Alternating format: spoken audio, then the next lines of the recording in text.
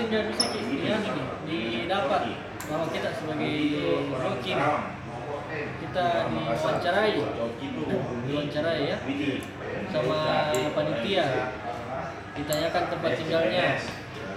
Tempat tinggalnya di alamat KTP Galesong, ditanya bahasa Makassar tidak tahu, gitu ya, sehingga panitia curiga. Kenapa sehingga ini? KTP kau dapat dari mana? Dari temannya kami.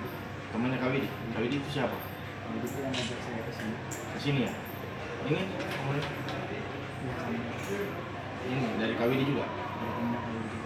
Temannya Kawidi atas nama siapa? Sama Coki. Coki. Coki itu orang mana?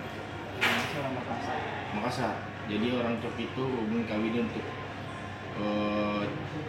cari orang yang bisa bantu jawab soal CPNS.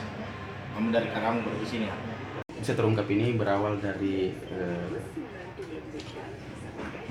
panitia seleksi dari Kementerian Hukum dan HAM wilayah Makassar, wilayah Provinsi Sulawesi Selatan itu melakukan wawancara dan memeriksa dokumen kelengkapan peserta, dan kemudian dilakukan interogasi wawancara terhadap dua peserta ini. Ternyata dia tidak tahu bahasa daerahnya dan alamat yang sesuai KTP-nya itu di tempatnya di mana. Dari situlah dicurigai, kemudian diamankan dan melakukan penelusuran. Ternyata betul bahwa apa yang digunakan itu yaitu berupa KTP dan kartu peserta seleksi itu ternyata dipalsukan.